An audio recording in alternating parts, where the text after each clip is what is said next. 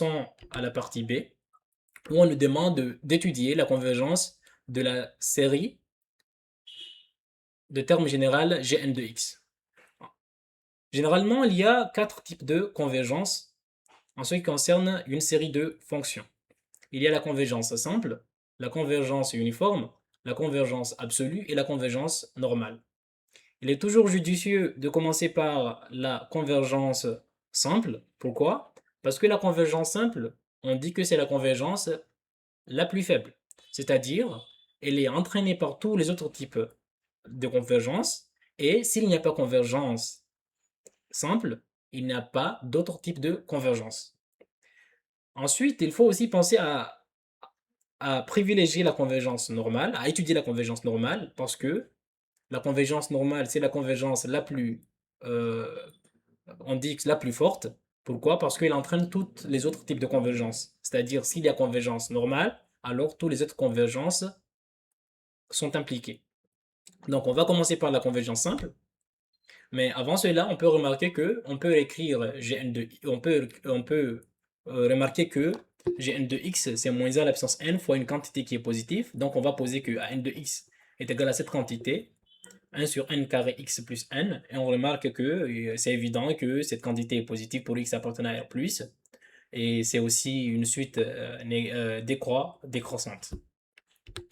Donc la convergence simple de la série de termes générale Gn de x, on remarque que c'est la convergence simple d'une série alternée, parce que n de x est positive, et moins 1 à l'absence n change de signe selon la valeur de n. Donc, comme an est positive, an est décroissante, et an est la limite de n, quand n tend vers plus l'infini tend vers 0, le critère de Leibniz nous permet d'affirmer que cette série converge simplement sur R+. Pour les séries alternées, il y a trois conditions à vérifier pour pouvoir conclure que la série converge. Ce sont ces trois conditions.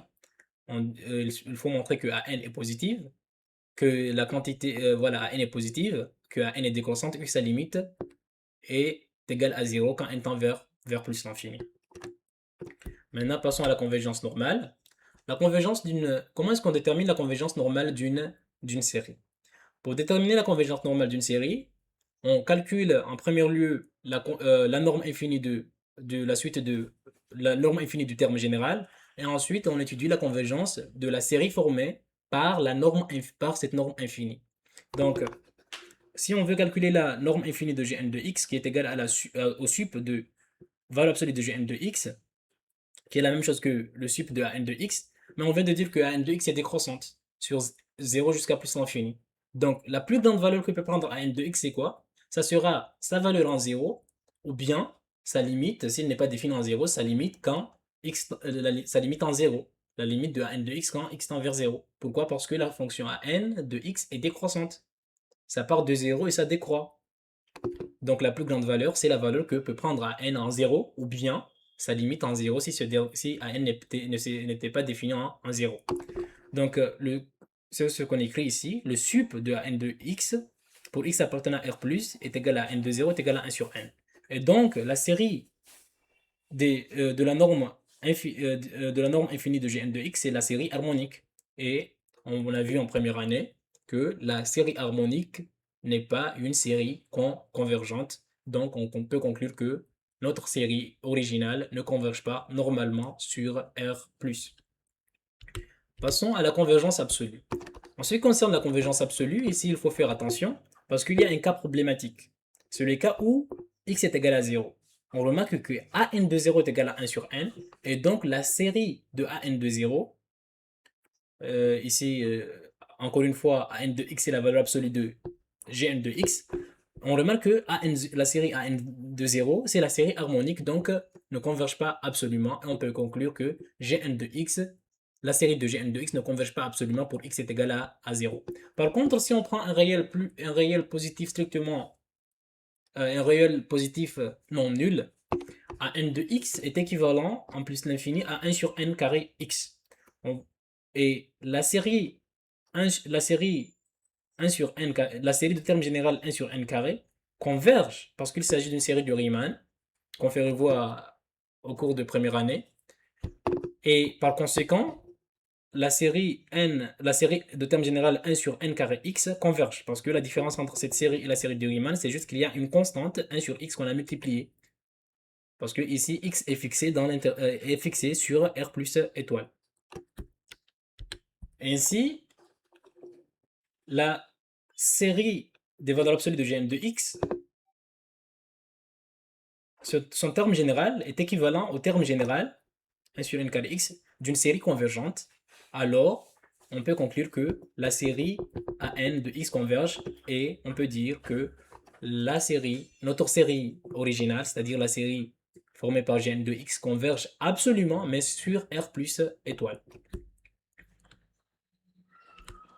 Passons à la convergence uniforme. En ce qui concerne la convergence uniforme, ici, on calcule, on calcule le reste de la série, c'est-à-dire quand on fait la série moins la somme de la série. J'ai oublié d'écrire ces détails ici, mais on pose Rn de x qui est le reste de la série en faisant la série tout en entier moins la somme de la série. On a Rn de x qui est égal à la somme n égale à grand N plus 1 jusqu'à plus l'infini de Gn de x. Mais comme Gn de x, maintenant, mais comme on a affaire à une série alternée, la valeur absolue de Rn de x, ça sera majoré par la valeur absolue du premier terme. C'est pourquoi on a écrit ici Rn de x inférieur ou égal à Gn plus 1 de x. C'est un résultat de la première année. Peut-être si un jour je fais des vidéos de cours, on pourra peut-être faire la démonstration de ce résultat, qui dit que pour une série alternée, le reste est toujours majoré par le premier terme de la série. Et donc, on voit que Rn, valeur absolue de Rn de x est inférieur ou égal à valeur absolue de Gn plus 1 de x en remplaçant, dans l'expression de Gn, on a valeur absolue de Rn de x est, égal à 1 sur, est inférieur ou égal à 1 sur n plus 1 au carré, x plus grand N.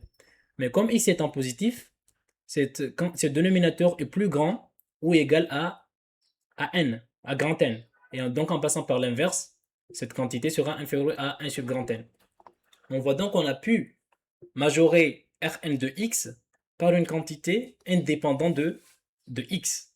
Et cette dernière quantité tend vers plus l'infini. On peut donc en déduire que la limite de la norme infinie de Rn de x est égale à 0. Et pour démontrer la convergence uniforme d'une série, exactement, il faut montrer que la norme infinie du reste de la série converge uniformément vers 0. C'est ce qu'on vient de montrer ici. Et donc, on peut conclure que notre série originale converge uniformément sur R+. Merci et on se retrouve dans d'autres vidéos.